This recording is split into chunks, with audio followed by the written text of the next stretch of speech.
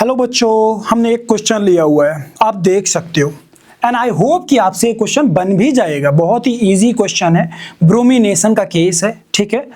UV light की presence में obvious सी बात है ब्रोमिनेशन कराया जा रहा है, तो आसानी से आप बता सकते हैं कि मेजर प्रोडक्ट क्या होगा।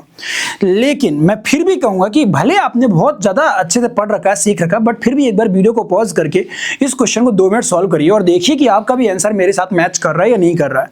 क्योंकि ऐसा क्वेश्चन जेईई मेन नीट में बहुत बार पूछा जा सकता है। और देखो यार, यहाँ पे ये क्वेश्चन लेने का मुद्दा ये नहीं कि यही क्वेश्चन एग्जाम में आएगा। यहाँ पे ये क्वेश्चन लेने का मुद्दा ये है कि इस तरह का चेहरा बदल करके दूसरा क्वेश्चन बनाया जा सकता है और जो कि आपको एग्जाम में पूछा जा सकता है, ठीक है। देखो यहाँ पे क्या कराया जा रहा है, ध्यान से देखिएगा। ब्रोमिनेशन कराई जा रही है, ठीक है, और आपसे पूछा जा रहा है कि 2 डिग्री हाइलाइट मेजर प्रोडक्ट किस केस में होगा, ठीक है। तो देखो यार, हम सबको एक बात समझना पड़ेगा, एक बहुत ही प्यारी सी बात आपको जाननी चाहिए कि जो क्लोरीन होता है और जो आपका फ्लोरीन होता है वो सेलेक्टिव नहीं होते। नो डाउट उनके रिएक्शंस बहुत फास्ट होते हैं, लेकिन वो सेलेक्टिव नहीं होते। मतलब उनको इस बात से क्लियर आइडिया नहीं होता कि मैं प्राइमरी कार्बन पे जाके अटैक कर रहा हूं या सेकेंडरी पे अटैक कर रहा हूं या टर्सरी पे अटैक कर रहा हूं। It does not matters to them, जिसकी वजह से वहां पे ऐसा जरूरी नहीं कि मेजर प्रोडक्ट आप डिसाइड कर पाओ, ठीक है ना।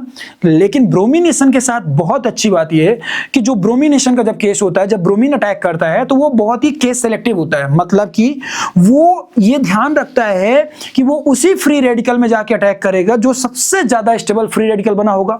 सबसे ज्यादा हाईली स्टेबल फ्री रेडिकल की जो पॉसिबिलिटी होगी वहीं पे जाके अटैक करेगा, और जब वहीं पे जाके अटैक करेगा तो ऑब्वियस सी बात है वो मेजर प्रोडक्ट फॉर्म करेगा। नो डाउट ब्रोमिनेशन बहुत ही स्लो प्रोसेस है, ठीक है, लेकिन फिर भी बहुत ही ज्यादा स्पेसिफिक कार्बन को ये अटैक करता है, सिलेक्टिव है। अच्छा, अब आपको समझ में आ गया होगा कि इस क्वेश्चन को देने का क्रक्स ये था कि आप क्लोरीन, ब्रोमीन और फ्लोरीन का कभी केस आए तो आप इन सब पे कंपैरिजन स्टेब्लिश कर पाओ कि यदि क्लोरीन है तो हम क्या मेजर प्रोडक्ट डिसाइड कर सकते हैं, ब्रोमीन है तो क्या मेजर प्रोडक्ट डिसाइड कर सकते हैं। अभी आई होप कि आपको आइडिया लग रहा होगा व्हाट आई वांट टू से, है ना। अच्छी बात है, तो चलिए देखते हैं। यहाँ पे बोला जा रहा है कि 2 डिग्री हाइलाइट, है ना। तो हम सब जानते हैं ये बात, हम सब बहुत अच्छे से जानते हैं ये बात कि जब हमारा Br2 टूटेगा, यदि हमारा Br2 टूटेगा, लेट अस सपोज हमारा Br2 जो है वो टूटेगा, तो जब हमारा Br2 टूटेगा तो उस कंडीशन में क्या फॉर्म कर देगा, Br मान लो कि हमारा फ्री रेडिकल फॉर्म कर देगा। वो फ्री रेडिकल जो फॉर्म होगा वो फर्दर प्रोपोगेशन में जाएगा, है ना। और ऑब्वियस सी बात है, मान लो कि वो CH3, मैं एक एग्जांपल समझाने की कोशिश कर रहा हूँ, CH4 के साथ अटैक कर रहा है, तो उस कंडीशन में क्या फॉर्म कर देगा, वो फॉर्म कर देगा HBr, है ना, प्लस CH3, मतलब मिथाइल फ्री रेडिकल फॉर्म कर देगा, है ना। अब ये फर्दर फिर आगे रिएक्ट करेगा, फिर प्रोपोगेशन ऑफ रिएक्शन होगा, है ना, इस तरीके से बढ़ेगा, फिर आगे चल के चेन टर्मिनेशन, ये सारी चीजें होती हैं। अच्छी बात है, ये आपको मैकेनिज्म समझाने की मैं कोशिश कर रहा था। अब ऑब्वियस सी बात है, जो ये फ्री रेडिकल बन रहा है, समझने की आपको कोशिश करना पड़ेगा। जो ये फ्री रेडिकल बन रहा है, ये जितना ज्यादा स्टेबल होगा उतना ज्यादा मेजर प्रोडक्ट ऑफर करेगा। और ब्रोमीन की ऑब्वियस सी बात है, हम सब जानते हैं कि प्राइमरी फ्री रेडिकल से कहीं ज्यादा स्टेबल होगा सेकेंडरी, और उससे कहीं ज्यादा स्टेबल होगा tertiary, because of plus I effect from like each side, है ना। अच्छी बात है। सो बेस्ड ऑन दैट जो ब्रोमीन है वो कहां प्रेफर करेगा, यदि उसके पास पॉसिबिलिटी है तो 3 डिग्री पे अटैक करेगा, फिर यदि नहीं है पॉसिबिलिटी तो 2 डिग्री पे अटैक करेगा, फिर यदि पॉसिबिलिटी नहीं तो 1 डिग्री पे अटैक करेगा। This is the logic. तो चलो आओ देखते हैं कि कहां पे क्या क्या पॉसिबल हो सकता है। आप यदि ब्रोमिनेशन कराए जाएंगे तो यहां पे आप आसानी से कोई भी कार्बन उठाएंगे तो 2 डिग्री मिल रहा है आपको। मतलब ऑब्वियस सी बात है, इस केस में उसके पास मतलब कोई ऑप्शन ही नहीं है, इस केस में तो 2 डिग्री हाइलाइट ही देगा वो, मान लिया मैं, अच्छी बात है।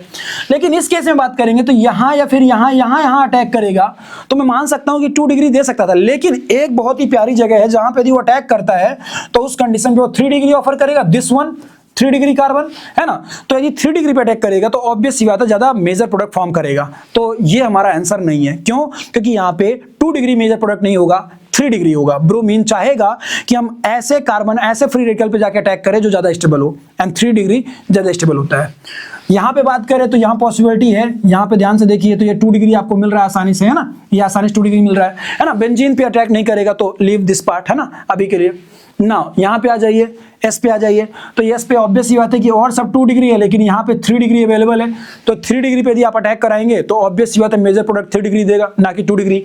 तो ये भी आपका आंसर नहीं है, ये भी आपका आंसर नहीं था। ठीक है, अब यहाँ आ जाइए, इस वाले केस की बात करिए। तो ये वाला जो केस है यहाँ भी आपका 3 डिग्री अवेलेबल है, तो ये भी आपका केस नहीं हो सकता है ना। अब आप यहाँ पे आ जाइए, इस वाले केस की बात करते हैं। तो यहाँ पे ध्यान से देखेंगे तो 2 डिग्री 2 डिग्री 2 डिग्री है ना, 1 डिग्री भी है, लेकिन जब 2 डिग्री की अवेलेबिलिटी है तो 2 डिग्री पे वो आसानी से अटैक कर सकता है।